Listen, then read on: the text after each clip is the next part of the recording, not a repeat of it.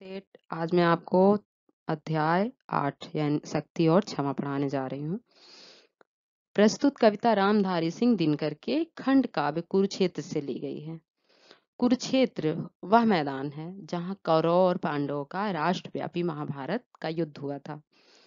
कविता में कवि ने शक्ति और क्षमा को एक दूसरे की पूरक बताया है। दुर्बल व्यक्ति की क्षमा अक्सर कायरता ही समझी जाती है। शक्तिमान व्यक्ति कब किसी को क्षमादान देता है तभी उससे उदारता एवं महानता की परिलक्षित होती है। यानी प्रस्तुत कविता जो ये कहानी दी हुई है ये रामधारी सिंह दिनकर के खंड काव्य कुरुक्षेत्र से ली गई है। उनका एक खंड काव्य है कुरुक्षेत्र, उसमें से पाठ लिया गया है। कुरुक्षेत्र वह मैदान है जहाँ पर कौरव और पांडवों का राष्ट्रव्यापी धर्म युद्ध हुआ था, महाभारत का युद्ध, जो कि आपने भी सुना है महाभारत के युद्ध को। कविता में कवि ने शक्ति और क्षमा को एक दूसरे का पूरक बताया है। दुर्बल व्यक्ति की क्षमा अक्सर कायरता समझी जाती है, यानी अगर कोई दुर्बल व्यक्ति, शक्तिहीन व्यक्ति किसी को क्षमा करता है तो उसकी कायरता मानी जाती है, लेकिन अगर कोई शक्तिमान शक्तिशाली व्यक्ति किसी को क्षमा दान देता है तो उससे उसकी उदारता और महानता नजर आती है। चलिए इस कविता के माध्यम से जानते हैं हम लोग। क्षमा दया तप त्याग मनोबल सबका लिया सहारा, पर नर व्याग शोधन तुमसे कहो कहाँ कब हारा।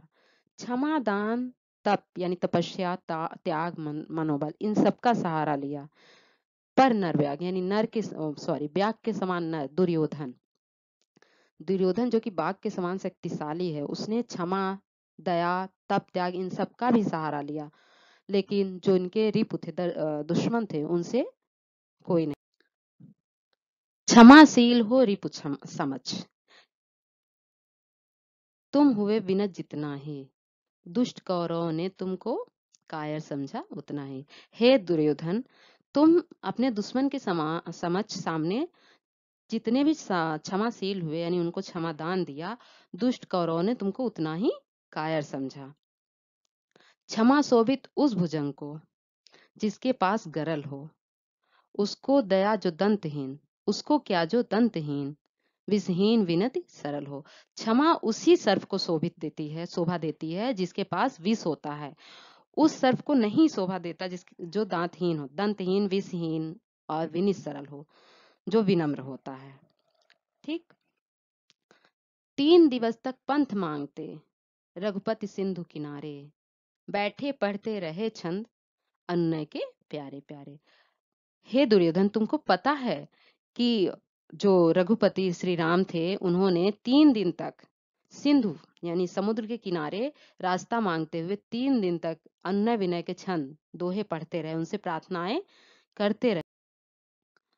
उत्तर में जब एक नाद भी उठा नहीं सागर से, उठा अधीर धधक पौरुष की आग राम के सर से।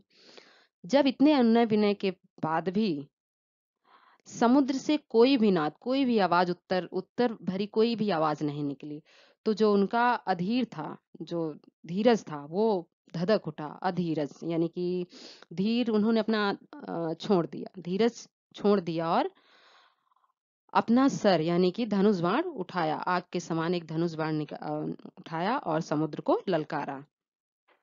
सिंधु देह धर त्राहि त्राहि, कहता आ गिरा शरण में। सिंधु ने एक शरीर धारण किया और त्राहि त्राहि करता हुआ उनकी शरण में आ गिरा।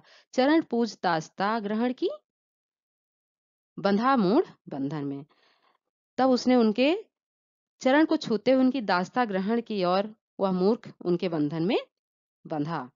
सच पूछ सॉरी सच पूछो तो सर में ही बसती है दीप्त विनय की, संधि वचन संपूज उसी का जिसमें शक्ति विजय की। सच पूछिए तो सर यानी कि जो धनुष बाण होता है उसी में बसता है जिसकी दीप्ति यानी जिसकी शक्ति विनम्र होती है, यानी शक्तिशाली जो व्यक्ति होता है उसी में यह विनय शोभा देता है।